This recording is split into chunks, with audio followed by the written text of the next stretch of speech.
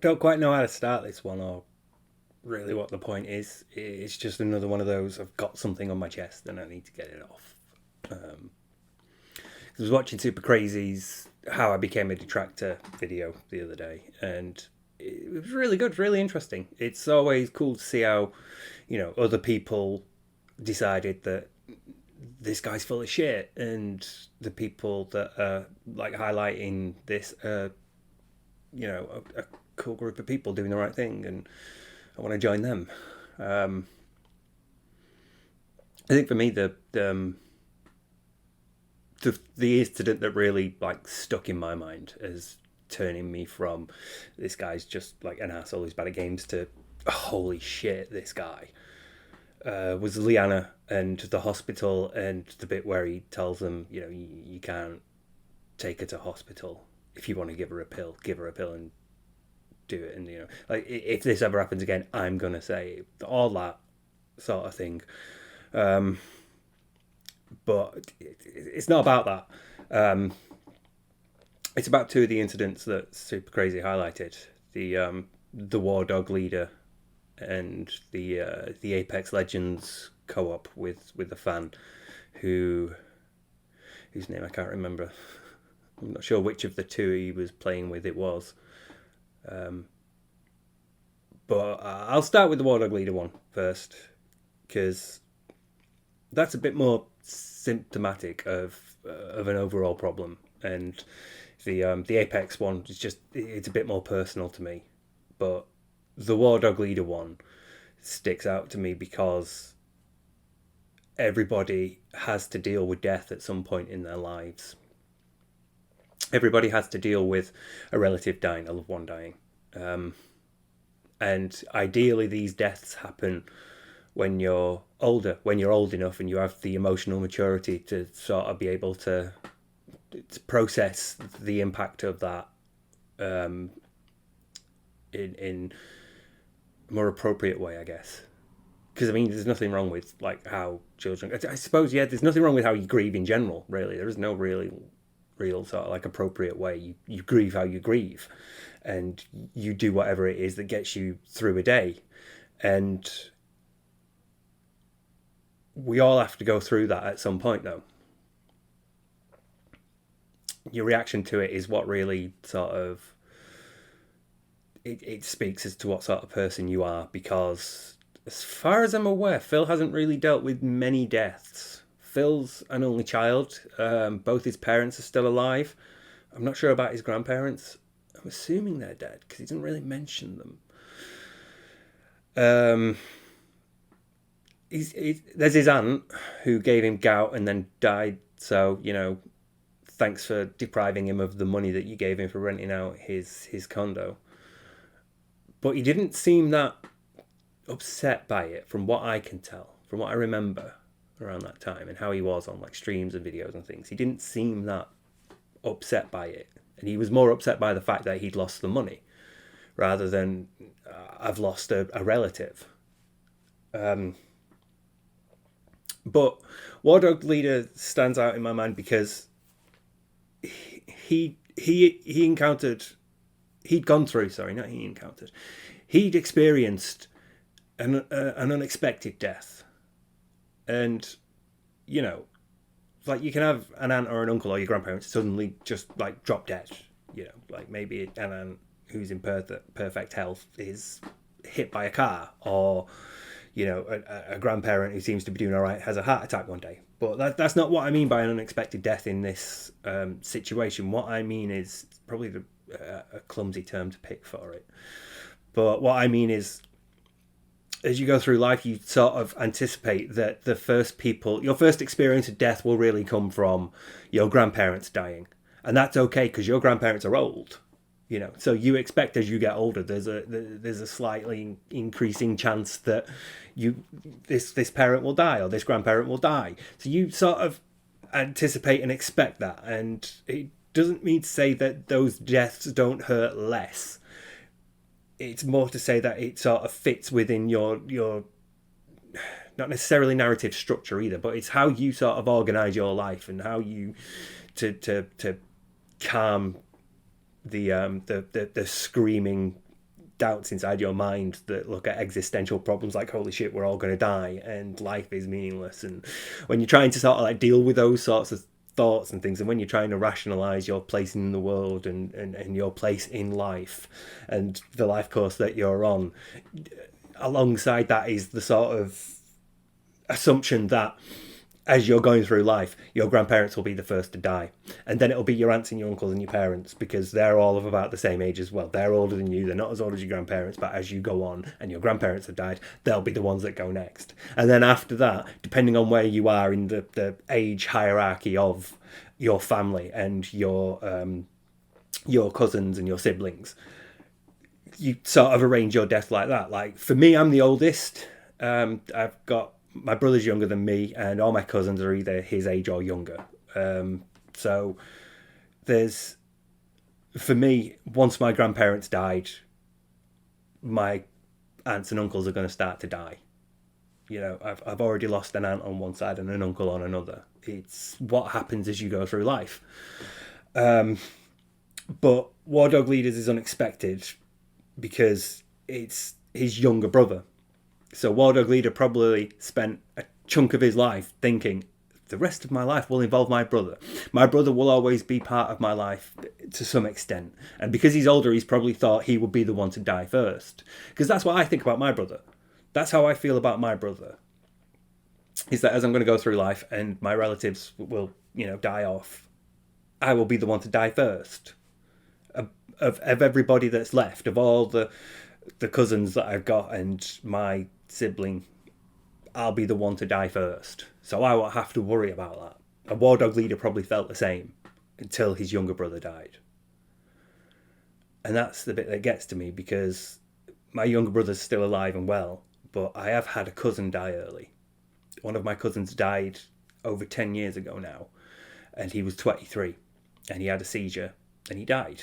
And it's a sudden shock, because you don't anticipate that.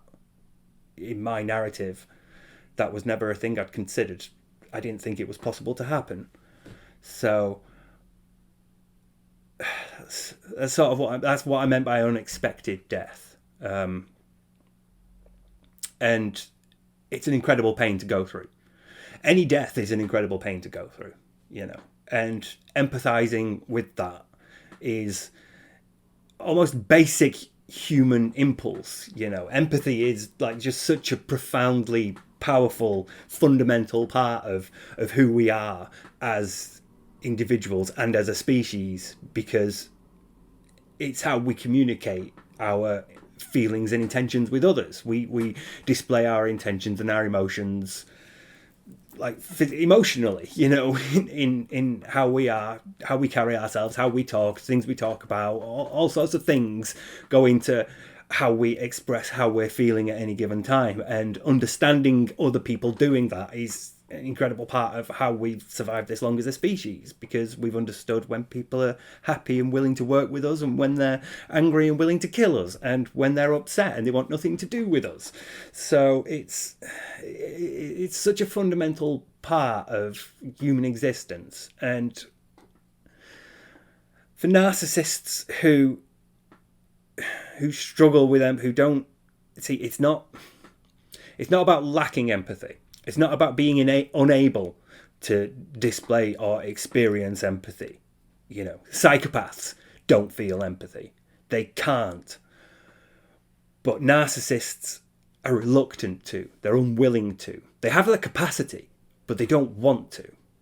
So when it's something so profound as death, it's within the vast majority of us to recognise the impact of that and to empathise with it, and to not be a dick to the person who's currently experiencing a death in the family, or a death of a friend or a loved one. It's such a profound thing. Even if you've not gone through death personally, even if you right now have all your grandparents and they're all alive and well, and your parents and your aunts and uncles and your siblings and your cousins are all doing really well for themselves, and everybody's healthy and everything's great, and you've had you can recognize that you've been lucky. even in that circumstance, you can understand the profound loss of somebody like that, because you've got the capacity for empathy, and you can understand, holy shit, if that was me and it was my aunt or uncle, if it was my grandparents, or my parents, or brother or sister or cousin, that would fucking kill me. That would hurt so much. You can understand and empathize with that. So that he is unwilling to do that in such a serious situation. And it's not just death, it's the unexpected death of a younger sibling. And the bit that gets to me is when War Dog Leader says him and his brother used to play Pokemon together sometimes, and now he's never going to do that again. Because it's like, I always thought my cousin would be there. I always thought my cousin would be part of my family. I thought as I grew up, he would be there along with his sister, my other cousin, and the other cousins from other uncles and aunts, and my brother, and now my niece. Ever since my niece is born, my niece is going to be part of my life for the rest of it. So when that system is shaken, when it's not even shaken, when it's completely, profoundly changed forever, when that person in your life is gone, it's an ending you're not really prepared to deal with. Because when your uncles and aunts die after your grandparents, that's a little bit easier to deal with. It's easier to accept. Sorry, it's not easy to deal with, but it's easier to accept because you've got the understanding that they're older, and so they're more likely to die. And that fits in with everything. That fits in with the narrative that you have about where your life is going. So it's really difficult to deal with, but you can at least accept it. And I don't want to minimize any pain that anyone's going through right now. By like sort of like ordering grief this way. It's just, this is my sort of like personal experience, because my life is, I've known a lot of people die, and sometimes they've been in shocking circumstances, but other times they've been grandparents who were ill and were expected to die. So when a grandparent who's been ill for a long time dies, as much as that pain hurts, and as much as that death has an impact on you, it's somewhat easier for you to accept and adjust to, because they're old and they're ill, and it's coming. But when it's a younger relative, when it's a younger cousin or a younger sibling, it just shakes you. It shakes you in a way that the death of an older, ill relative can't. And like, my brother's still alive, and I can't imagine what War Dog Leader's gone through when that happened, because I can't countenance that. In my mind, I'm going to die before my brother. I can't imagine my life without him. So when my cousin died,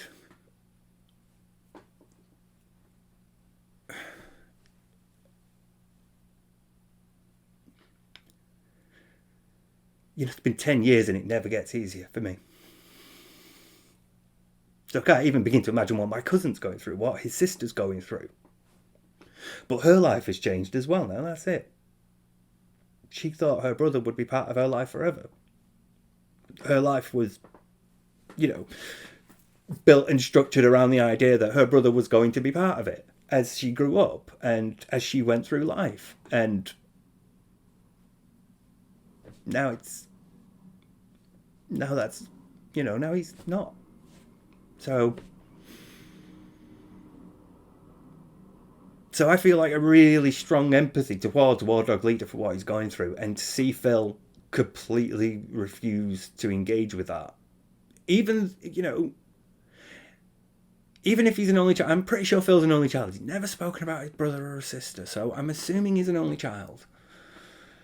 He's got few cousins, which, for a man who's so proud of his Italian ancestry is really weird. Italian families are big. You're supposed to have a lot of relatives. So just to see him sort of refuse to engage that is it's a real red flag about how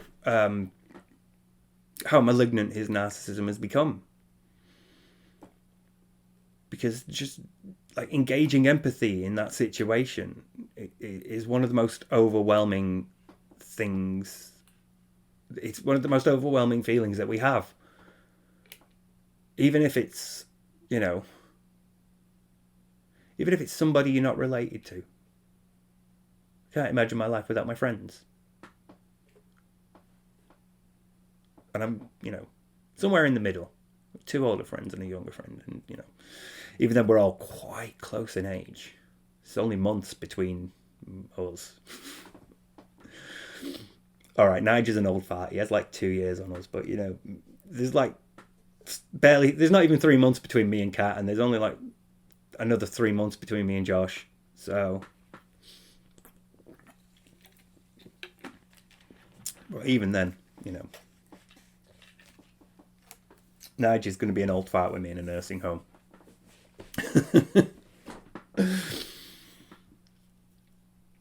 So, to not have empathy for somebody going through that is just odd. Even if my friends came to me one day and said, my aunt's died, or when my cousin died, the first thing I did was, I was living with my brother and I went and got us chips gravy. Because you just is such a shock that you don't know what to do. So, I just went and got us something to eat.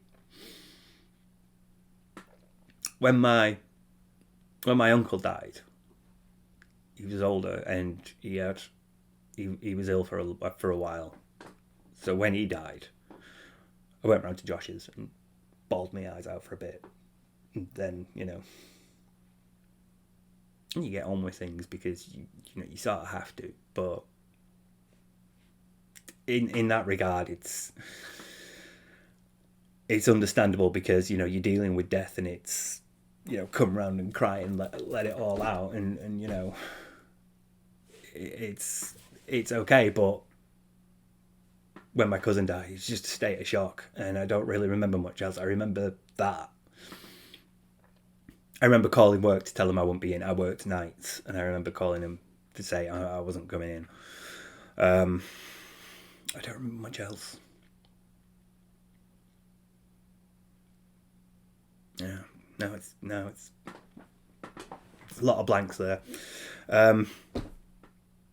So to sort of, to sum up the sort of War Dog Leader bit, it was the idea that somebody going through death that's not even an unexpected death of an old grandparent who's been ill for a while. It's the completely world-shattering, unexpected death of a younger sibling. To not engage with empathy at that point, when you have the capacity to, because it's not the inability to, it's the reluctance to with narcissists. It's the unwillingness to display empathy. But instead to turn it around and weaponize it. In fact, to accuse somebody else of weaponizing it against them. It's Darvo-side. This is it's not denying, but he's reversing it. You're not telling him your grief because you want to say, hey, I know how bad things can get, but you have to keep on. You have to, you have to keep going. You have to carry on with life because life is moving around you, even though it feels like things have stopped. And War Dog Leader's not even saying my pain is worse. He's not saying my pain is worse because someone's died and all you're complaining about is a breakup. He's not even doing that. But that's exactly how Phil interprets it. Phil is as far as Phil's concerned, he's going through the worst thing he's ever gone through right now. As far as Phil is concerned, this breakup has completely changed his life.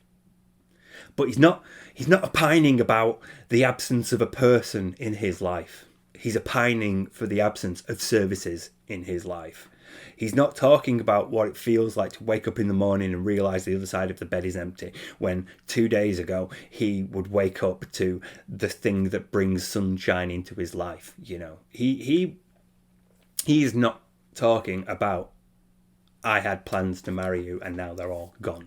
He's not talking about, I wanted to spend the rest of my life with you and now I'm going to spend the rest of it without you. He is not mourning the loss of a relationship. He is complaining that he now has to do stuff like washing up and making his own food and doing other like household chores like cleaning. You know, he's complaining about those things not being done for him anymore. Which, you know, saving the discussion about that's how he saw Leanna for another video, and there will be a video.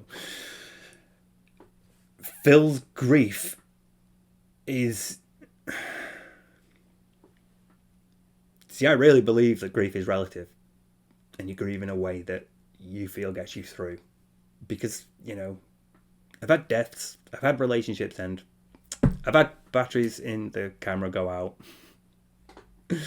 leaving only visible the reflection of the light in my keyboard. So there we go. Right.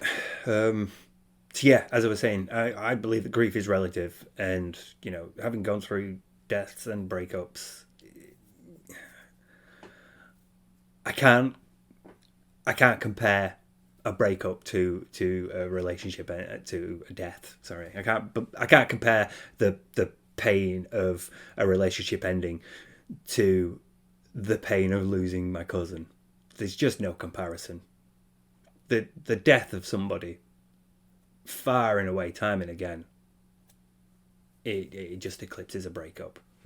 It has to be an incredibly shitty relative and an incredibly close partner, you know, to tip the scales the other way.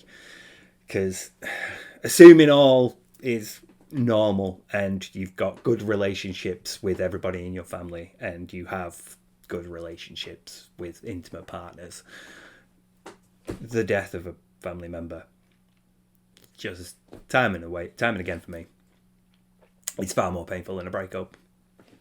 But War Dog Leader isn't even implying that. He might be thinking it, but I think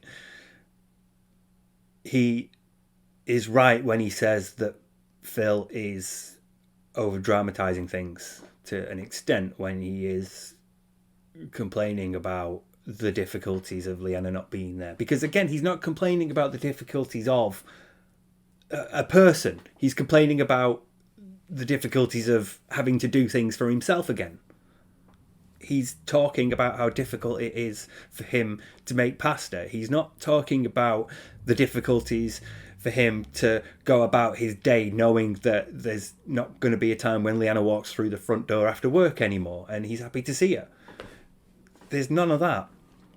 And so, as somebody who's gone through the incredibly traumatic grief of a younger sibling dying, and that just completely upending your world in a way that far outstrips the impact of a relationship ending, I think his criticism is spot on. And Phil has the audacity to see it as an attack and to accuse... He doesn't say the word, but he's directly implying that War Dog Leader is weaponizing his grief. And as somebody, you know, who's been through similar, if that was me, I would be just so fucking appalled and outraged and insulted by Phil claiming that I was doing that. It just wouldn't, you know, if I was Phil's fan and I'd said that and he responded like that, I'd have been like, fuck you, I'm out. That would have been it for me. But that's War Dog Leader, at least. That's why that bit was difficult. But I can handle that because, you know, it's just Phil sort of wallowing in the mires of his own making. You know, his existence is miserable because he's made it so,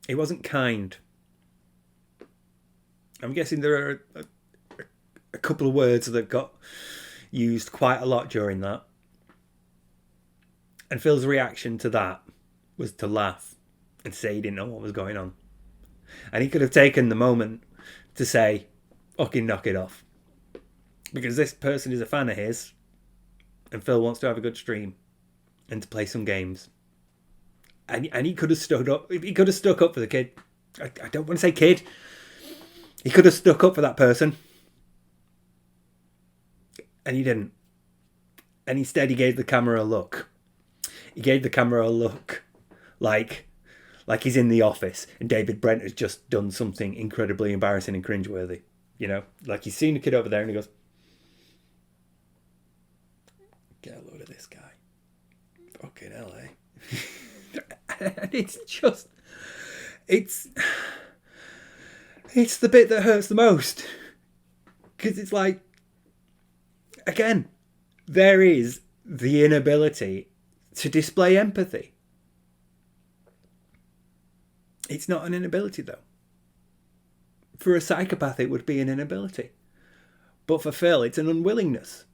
He's actively choosing to not. He's actively choosing to not treat this person as a person, but instead see them and react to them differently because they have an obvious disability. And I've seen that in my cousin's life. I've seen that whilst out with my uncle and aunt and my cousins, and it's fucking disgusting because he's still a person. He's still a person who has like interests, and he enjoys playing games, and you know, he'll have like bands he likes to listen to. He'll have like TV shows he likes to watch. He'll have activities that he likes to do. He's still a person, and instead of seeing him as a person and playing a game or two with him, Phil just lets his chat call him certain words and laughs at it. I've got no idea what's going on with your chat, eh? But fucking hell, you know? And he's fucking insulting. And because again, it's just, why wouldn't you show that empathy? The person probably doesn't. He probably has people having lots of similar reactions. And you could have been someone who showed him just a little bit of empathy and made him feel welcomed in your stream. And you didn't. You didn't treat him like a person.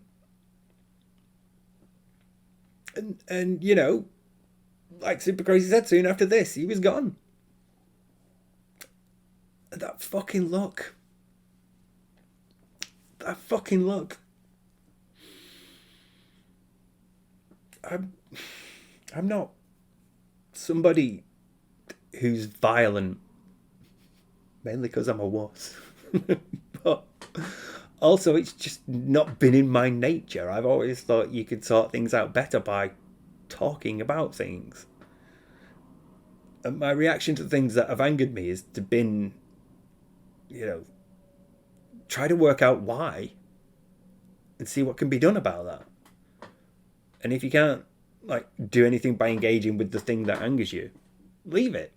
Go away. Don't have it in your life. But that look, I've never wanted to smack Phil more. I've never wanted to aim a fist at that nose more.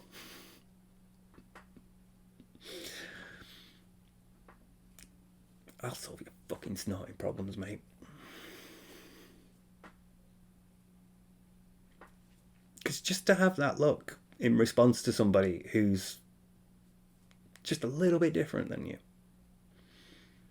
is a disability. That's it. You're still both humans. You still both eat, shit, and sleep. And that's a thing that Phil should understand. You know, those are three basic activities that Phil should understand very well, considering how much he jokes about them or talks at great length and with a passion that he attributes to nothing else Seriously, have you ever seen him talk about anything the way he talks about food? But yeah, I found that video really difficult to watch. And I hadn't really seen it. I didn't really pay attention to Phil for Apex because I, meds again. Because I wasn't paying attention to Phil for Apex. You sort of pick and choose which games. If it looks like a game that's going to wind Phil up, or if it looks like a game that's going to, that you're quite interested in, or if you just want to see how bad he's going to do in it, then you'll watch. But if it's a game that you're not really that bothered about, you'll probably skip it. So when I saw Apex, I was like, not asked. I'll check in for something else, And so I hadn't really seen that. And seeing it on Suprcry's video really got to me. I knew about War Dog Leader. I knew about that. So, when I saw that bit, I was like, yeah, that's a really cuntish thing to do. But seeing how he treated that person in Apex, it just really got to me.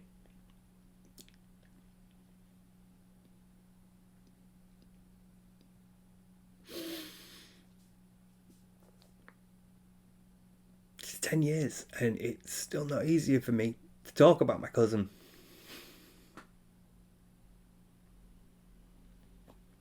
Because his death just hurt that much. And it just can't.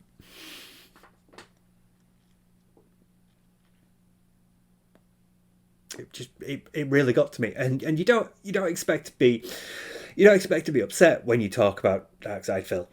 You expect to be a bit angry maybe, or a bit outraged, or a bit frustrated, or a bit incredulous, or a bit shocked at certain things he does. He'll say something and you'll think, you fucking idiot.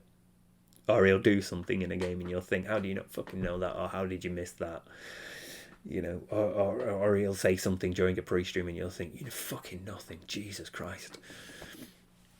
Or he'll say the word groupthink and it'll really fucking wind you up. So you expect certain things. You don't expect to be upset. You don't expect something about the way he behaves towards someone to affect you to that level. So yeah, I think what I just wanted to say was that as humans, we're all empathetic creatures. Our capacity for empathy is what helps us form our social bonds.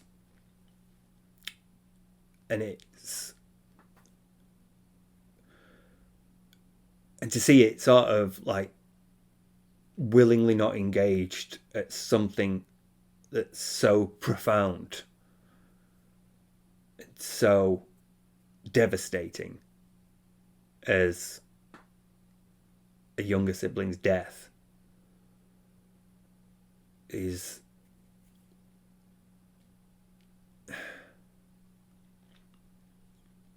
it's really shocking.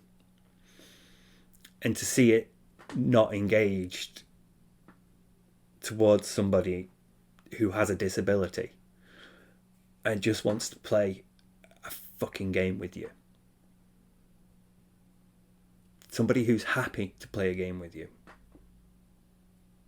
And somebody who's looking forward to playing other games with you. It's just really upsetting to me.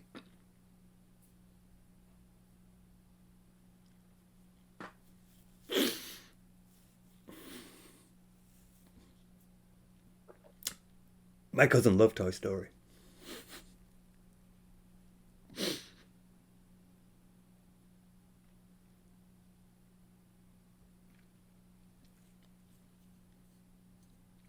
There's not a day that goes by that I don't miss him.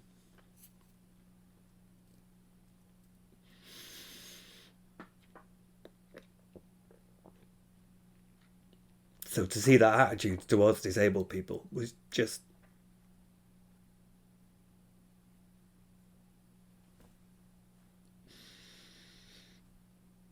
I can see why it made you a detractor. Super crazy.